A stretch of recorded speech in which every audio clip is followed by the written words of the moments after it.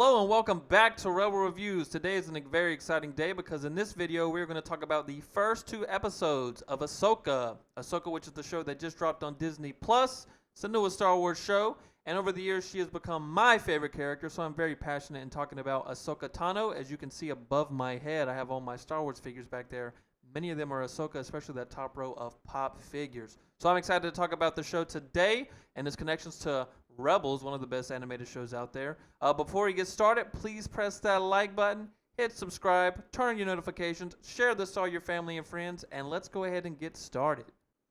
But let's slow down for a bit. I'm getting way too excited. This is your regular scheduled spoiler warning. So if you've not seen the first two episodes of Ahsoka, please go watch it right now before I spoil anything for you, and come back and watch this video immediately.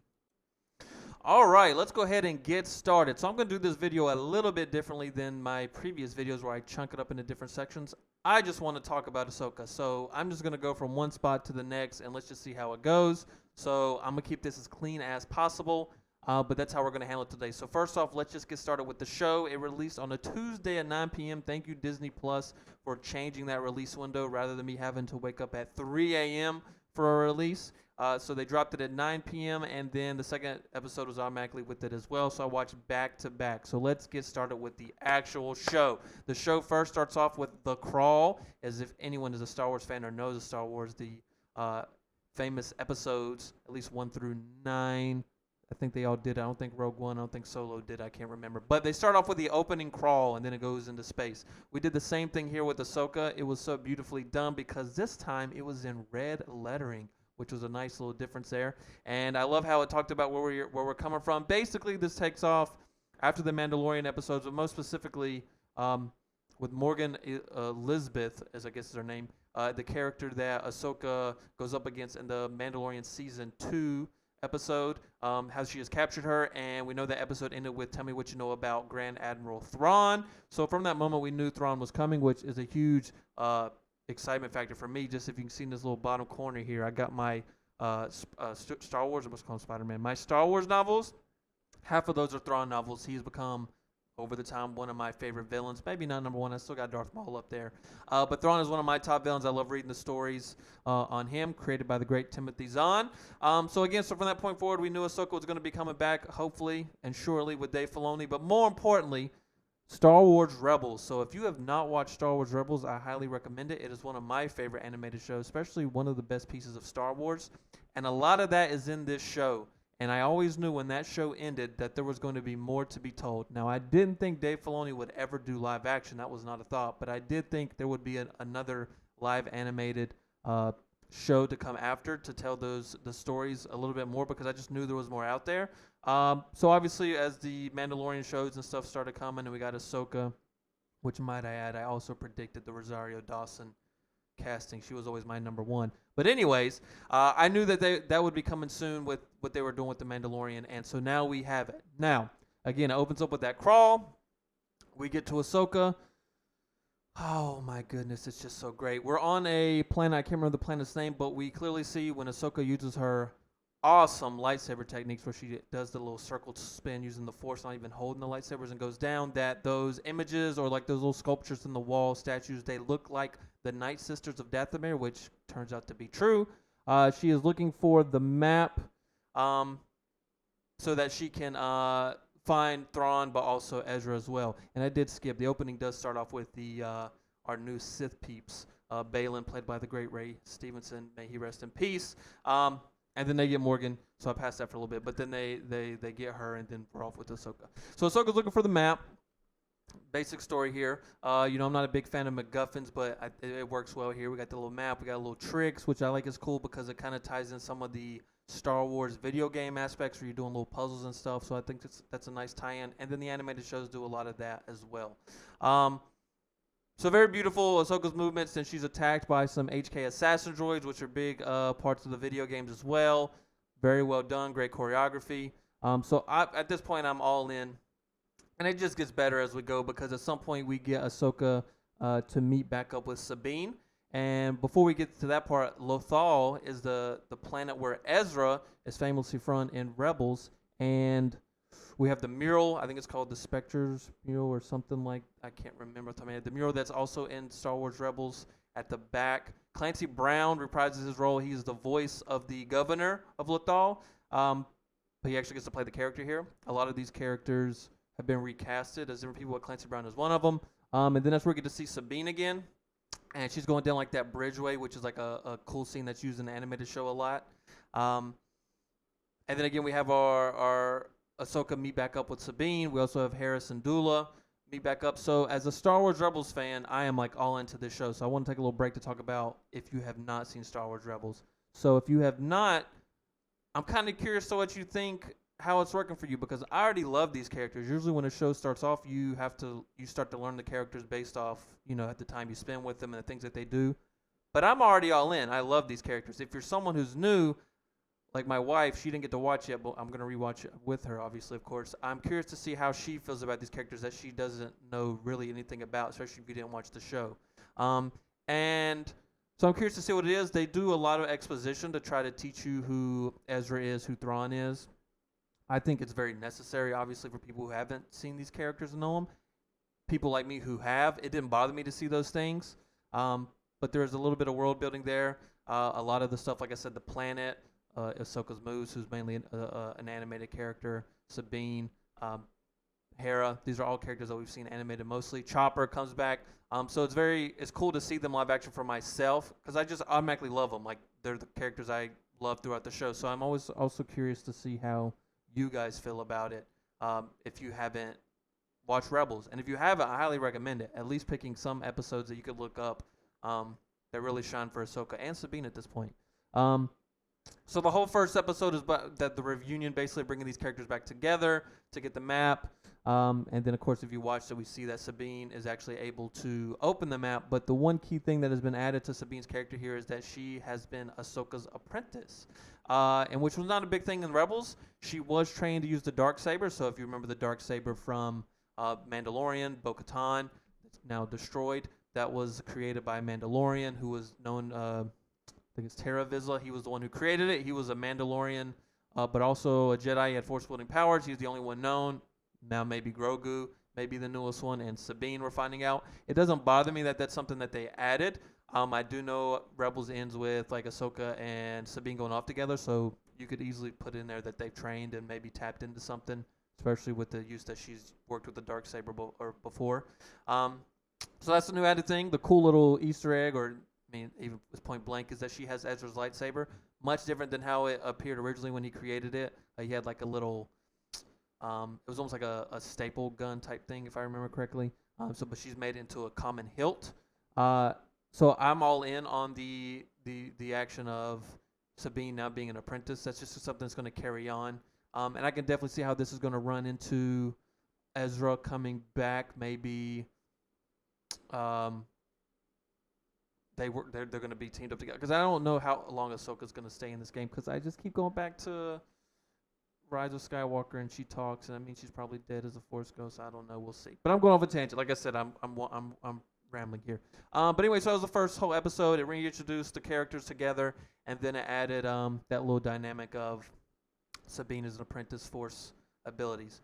And then back to the Balin, and I can't remember his apprentice's name, but then Morgan Elsbeth, who we finally find out. I don't think we knew this in her Mando episode, but since she knows of the Night Sisters and we see her use her power, I believe that was the second episode, we later find that Morgan Elsbeth is also a Night Sister, which I also love. Again, a big part of the animated shows, especially Clone Wars.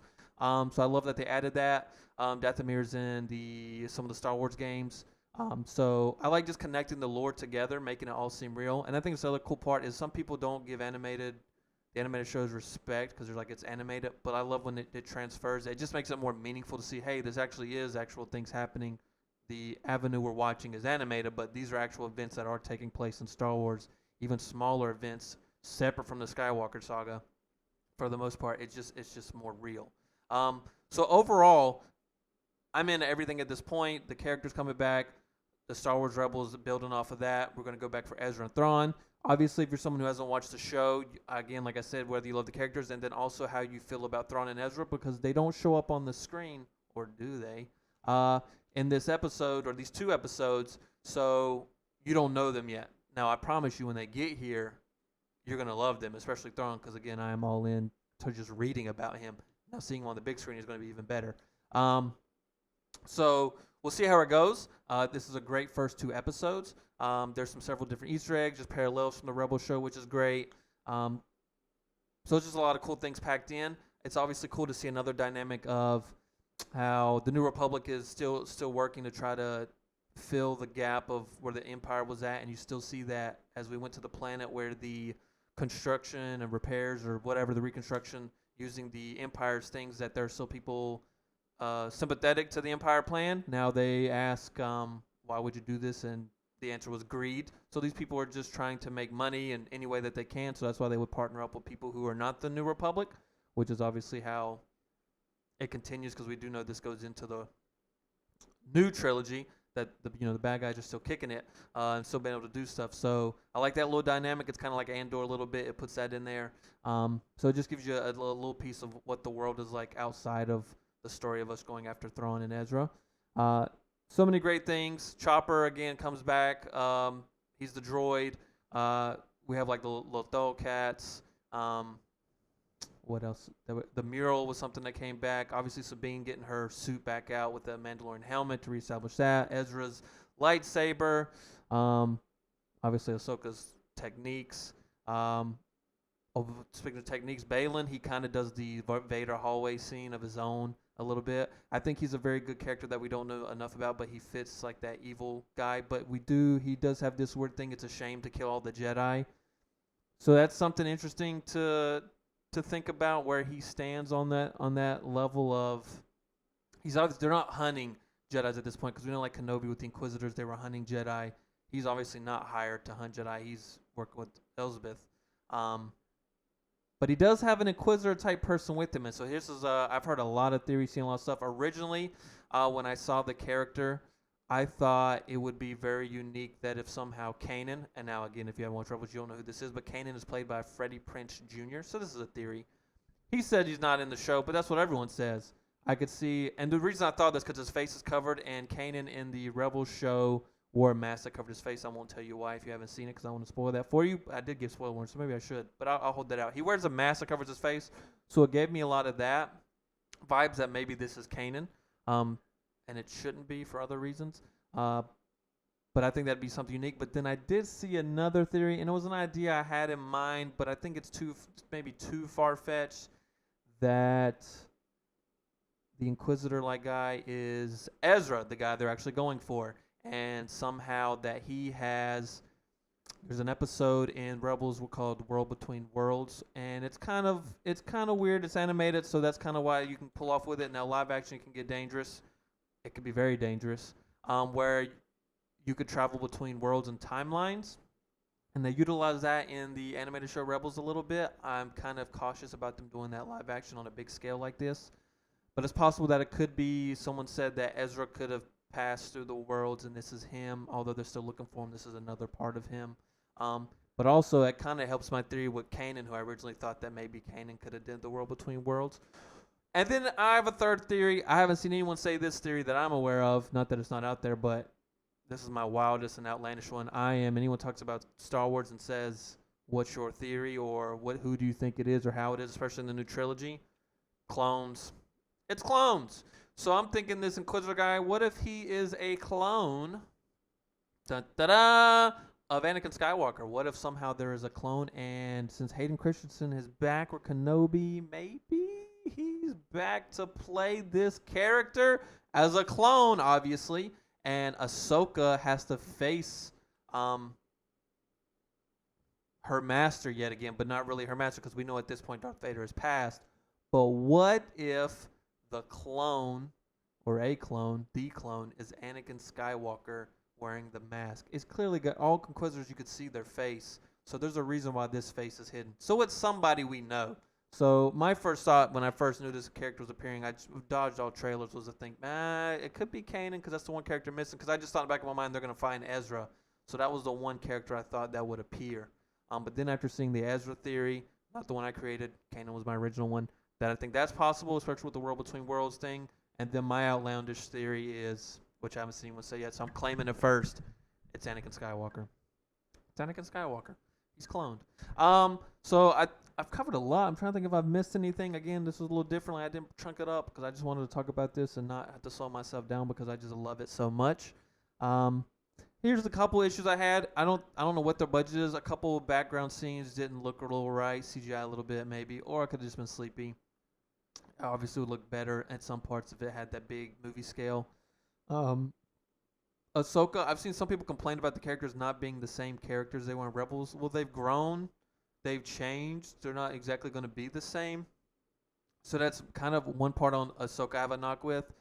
To me, Ahsoka at this point is like all wise. She's had all this experience. She's fought every Sith Lord out there. She's trained under Anakin Skywalker, Obi-Wan Kenobi. Like she has all these connections to everyone. So to me, she is like the most wise person besides Luke, I guess. So even more than Luke, I put her above Luke with all her experiences that she's got. There's a part where she says, "Why does it have to be so hard?" Like and talking to Hera and referring to Sabine. It just was an odd thing. I'm like, Ahsoka knows, like she knows. Oh, why would she say something like that? It just seemed like she was like back to being that kid again under Anakin, and then that's where Hera then says, "Well, how are you under your master?" And it was like a nice tie-in, like, "Oh, bringing back Vader and Anakin." So overall, I think the characters are great. Hera is much different than the Rebels, but again, they're older, they've grown. Like I expect them to be different. I don't expect them to be the same. Chopper's the same. He's a droid, so that makes sense, I guess. But I don't have any issues other than that. Just I think like Ahsoka shouldn't be in that little realm of having doubt. I mean, not doubt, but just like saying that line. Well, why is it so hard? Like you're wise. Like especially with your other episodes we've seen with Mandalorian, like and the way she talks to Mando and Grogu and Luke, like she has knowledge. She's holding her own with them. She doesn't need Hera to be like talking to her like that. So I don't know. That was the only thing that didn't match up, but it doesn't bother me. It's a little part. We'll move on. It's nothing major. So overall, first two episodes are great. Again, if you're a person who hasn't watched Rebels and you watch the show, please let me know what you think about it. If you're vibing with it, I'm curious to see after my wife watches it how she feels. But again, as a Rebels character, I'm all in. These are people I love. I can't wait for Thrawn, Ezra, whoever's behind the mask, whoever that's going to be. I'd like to learn more about Baylan. That's a character we don't know, so I'm excited about some more development of that character. In addition to all the characters and the acting and everything else, huge props to Dave Filoni. He directed the first episode, and then Steph Green, I think, did the second episode. But the biggest thing that stuck out to me in the show, the making of the show, is the pace of the show, if that makes sense, or the mood. The score is phenomenal. The music is amazing, and the moments, like you just feel their emotion with the music that's playing, and then the long pauses. Ahsoka uses a lot of gestures while she's just standing there with her arms crossed and like looking around. There's a lot of scenes where there's not a bunch of dialogue, no dialogue or very little dialogue, and the characters just and the score just puts you like in their mood. Especially in Lothal where everyone's happy about the celebration. You see Sabine, she's quiet, she's keeping to herself. When she goes to the mural later, you can just really feel the emotion. Like it is, we did survive, we did come across the galaxy and make changes through the rebellion and all those types of things, but we did lose people along the way that we care about, and that's the thing that I think we miss a lot in Star Wars. A lot of Star Wars ends with a celebration, we're together. I'm thinking of A New Hope, all that, but we never see the after effects, how it affects everyone for the most part, and Filoni does a really good job of just slowing things down, letting the score, let everything marinate. It's just beautifully on screen. It's fantastic. It's amazing. I don't know if he does another. He might do another episode himself. But either way, they're in good hands. I know Rick Famuyiwa is going to do the finale. He's always does good with the Star Wars shows. So the score was phenomenal. On top of the acting, the characters that I love. Rosario Dawson's doing really good with Ahsoka. Sabine, I don't remember the actress' name. She's doing a very good job. Everything looks good, other than, like I said, that one little CGI part where I feel like some of the environments in the background kind of didn't sit right or look right. But who knows? I can't remember. I haven't looked. I have to check it out, their budgets. But yeah. So it's great. I like it. I hope you like it. I hope you like this video. If you like this video, please press that like button. Hit subscribe. Share this with all your family and friends. I think I've covered everything I want to about Ahsoka. Stay tuned for more episodes releasing every Tuesday at 9 o'clock. I'll get a review quickly out afterwards and come back and support. And I will catch you guys all on the next one. Rebel out.